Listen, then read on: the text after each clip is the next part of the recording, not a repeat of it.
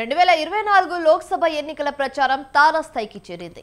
కానీ ప్రచారం సందర్భంగా నాయకులు, రాజకీయవేత్తలు ప్రయోగిస్తున్న భాష దిగజారింది. విద్వేషపూరిత ప్రసంగాలు ఈసారి ప్రచారంలో మితిమీరిపోయాయి. భాషా హద్దులు దాటి విద్వేషం పెరిగి పోతుందని రాజకీయ విశ్లేషకులు, ప్రజాస్వామికవాదులు వాపోతున్నారు. అయితే విద్వేషం రెచ్చగొడితే ఓట్లు రాల్తాయా? నాగరికత మర్చి ఆవేశంతో నాయకులు ఎందుకు ఊగిపోతున్నారు? ఈ పరిణామాలు ఎక్కడికి దారితీస్తాయన్న ఆవేదన వ్యక్తమవుతుంది.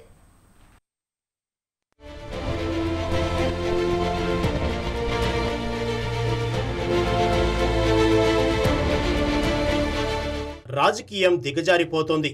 ఎన్నికల ప్రచారంలో విద్వేషం రాజ్యమేలుతోంది. సమాజంలో విషాన్ని నింపే, విద్వేషం పెంచే ప్రసంగాలు మితిమీరాయి. ఢిల్లీ నాయకుల నుంచి గల్లీ నాయకుల వరకు అందరి టోన్ ఒకే పిచ్లో వినిపిస్తోంది. ఒకప్పుడు ఉమాభారతి, గిరిధర్ రాజ్, నూపూర్ శర్మ, రాజా సింగ్ వంటి నాయకులు విద్వేష భాషకు బ్రాండ్ అంబాసిడర్లుగా ఉండేవారు. ఇప్పుడు ప్రధాని మోడీ కూడా అదే భాషను అందుకున్నారు. ముఖ్యంగా ప్రధాని స్థాయికి ఏ మాత్రం తగని విధంగా ప్రసంగిస్తూ కాంగ్రెస్ పార్టీ అధికారంలోకి వస్తే దేశ సంపద అంతా ముస్లింలకు దోచిపెడుతుందని వ్యాఖ్యలు చేశారు. కాంగ్రెస్ అధికారంలోకి వస్తే దేశంలో హిందూ మహిళల మెడలో మంగళసూత్రాన్ని కూడా గుంజుకొని ముస్లింలకు దోచిపెడుతుందన్నారు. కాంగ్రెస్ మేనిఫెస్టోలో ముస్లిం లీగ్ ముద్ర కనిపిస్తోందని మరో వ్యాఖ్య చేశారు. ప్రధాని వ్యాఖ్యలు ఇప్పుడు దేశవ్యాప్తంగా చర్చనీయాంశంగా మారాయి.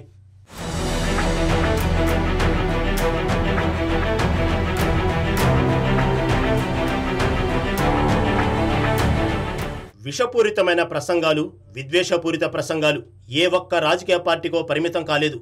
ప్రధాని మోడీయే కాదు, కేంద్ర హోంమంత్రి అమిత్ షా, ఎంఐఎం వంటి పార్టీల నేతలు, తెలంగాణ సీఎం రేవంత్ రెడ్డి, కాంగ్రెస్ నేత రాహుల్ గాంధీ, ఇతరులు విచక్షణారహితంగా తమ ప్రసంగాల్లో దారుణమైన పదప్రయోగం చేస్తున్నారు.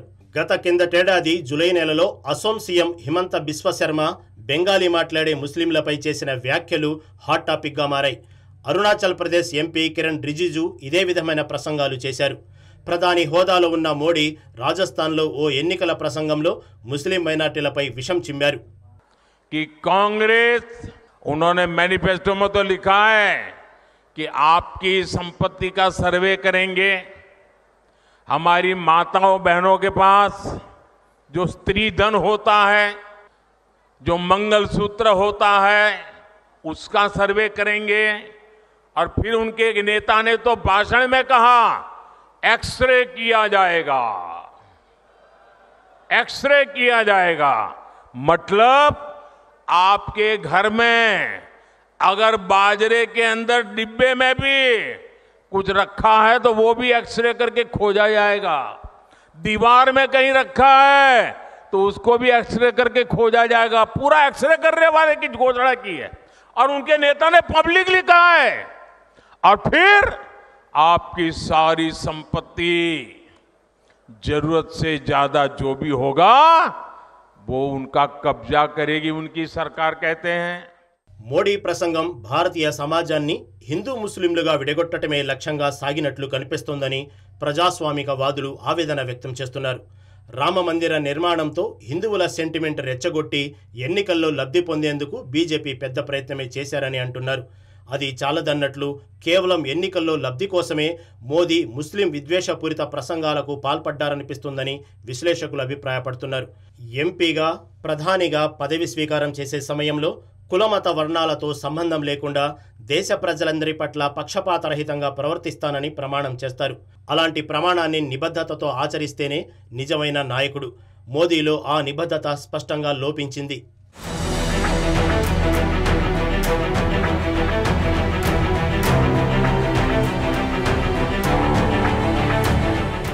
ఒక రాష్ట్ర ముఖ్యమంత్రిగా, ప్రధానిగా ఓ స్థాయి వచ్చినప్పుడు ఆ హోదాకు తగ్గట్లు ప్రవర్తించాలి. రాజ్యాంగ పదవుల్లో ఉన్నప్పుడు భారత రాజ్యాంగం నిర్దేశించిన లౌకిక సర్వమత సమానత్వం పాటించాలి. 1990వ దశకంలో బీజేపీ అధికారంలోకి వచ్చిన భారతరత్న అటల్ బిహారీ వాజ్పేయి ప్రధాని పదవి చేపట్టినా ఎన్నడూ మైనార్టీల పట్ల ఇటువంటి భావజాలం వ్యక్తం కాలేదు. 2014లో బీజేపీ అధికారంలోకి వచ్చిన తర్వాత గాడి తప్పింది.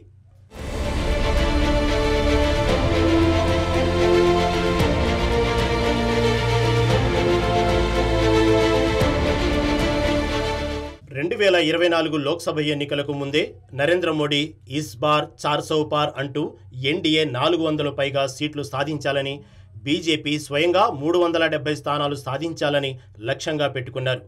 ఏప్రిల్ 19న తొలి విడత 102 స్థానాలకు పోలింగ్ జరిగింది. ఆ పోలింగ్ ట్రెండ్ బీజేపీకి ఎదురుగాలి వీచినట్లు కనిపించింది. కాంగ్రెస్ కూటమికి అనుకూల పవనాలు వీచినట్లు మీడియా ఘోషించింది. ఇది జీర్ణించుకోలేకనే ప్రధాని మోదీ విషం చిమ్ముతూ విద్వేషపూరితమైన ప్రసంగం చేశారా? నిరాశ నిస్పృహలతోనే, కాంగ్రెస్పై అక్కసుతోనే కాంగ్రెస్ అధికారంలోకి వస్తే దేశ సంపద ముస్లింలకు దోచిపెడుతుందని చెప్పడం ద్వారా మెజార్టీ హిందువులను తమ వైపు తిప్పుకునే కుట్రపూరితమైన ప్రసంగం చేశారా అన్నది చర్చనీయాంశం.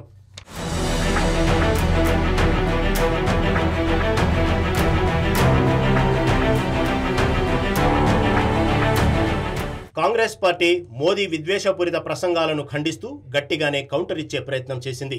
ఇటీవల రాహుల్ గాంధీ, ప్రియాంక గాంధీ ఎన్నికల ప్రసంగాల్లోనే దేశం కోసం తమ కుటుంబం చేసిన త్యాగాలను పేర్కొన్నారు. కాంగ్రెస్ అధికారంలోకి వస్తే దేశంలో హిందూ మహిళల మెడలో మంగళసూత్రాలను కూడా ముస్లింలకు దోచిపెడుతుందన్న మోదీ వ్యాఖ్యలకు ధీటుగా సమాధానమిస్తూ ప్రియాంక తన తల్లి దేశం కోసం మంగళసూత్రం త్యాగం చేసిందని పేర్కొన్నారు.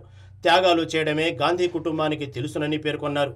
వారసత్వం రాజకీయాలపై మోదీ చేస్తున్న విదేశ ప్రసంగాలను తెగనాడుతూ రాజీవ్ గాంధీ మరణం తర్వాత తమ కుటుంబంలో ఎవరైనా ప్రధాని పదవి కానీ ఏ పదవినైనా ఆశించారా అని నిలదీశారు. సోనియా గాంధీని ప్రధాని పదవి చేపట్టాలని పార్టీ నేతలు, శ్రేణులు కోరినా మన్మోహన్ సింగ్ను ప్రధాని చేసిన తన తల్లి త్యాగాన్ని ప్రియాంక ప్రస్తావించారు. 55 सालों के लिए कांग्रेस की सरकार रही है. किसी ने आपसे सोना छीना, आपके मंगलसूत्र छीने. इंदिरा गांधी ने अपना सोना, जब जंग हुई थी, अपना सोना देश को दिया. मेरी मां का मंगलसूत्र इस देश को कुर्बान हुआ है. सच्चाई ये है कि ये लोग महिलाओं का संघर्ष नहीं समझ सकते. महिलाओं के दिल में जो सेवा भाव होता है ना, और अगर मोदी जी मंगलसूत्र का महत्व समझते तो वो ऐसी अनैतिक बातें नहीं करते. किसान पर कर्ज चढ़ता है तो उसकी पत्नी अपने मंगलसूत्र को गिरवी रखती है. बच्चों की शादी होती है या दवाई की जरूरत होती है तो महिलाएं अपने गहने गिरवी रखती हैं. ये बात ये लोग नहीं समझते. और इसका प्रमाण ये है कि जब नोटबंदी हुई और महिलाओं की बचत इन्होंने ली, इन्होंने कहा कि बैंकों में पहुंचाओ, तब मोदी जी कहां थे? तब मोदी जी क्या कह रहे थे? ले रहे थे आपसे.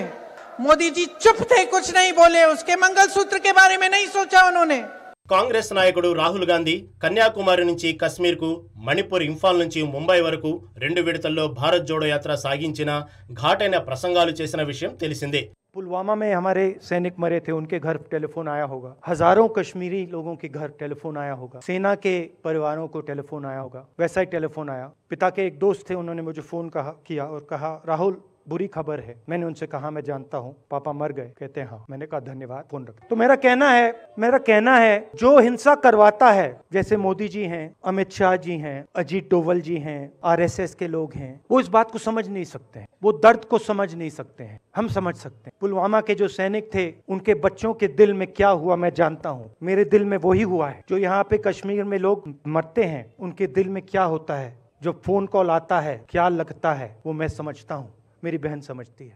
ఏది ఏమైనా ప్రధాని ప్రసంగం కేవలం ముస్లిం వ్యతిరేకతతో, కాంగ్రెస్ ముస్లిం అనుకూల పార్టీలపై అక్కసుతో సాగింది.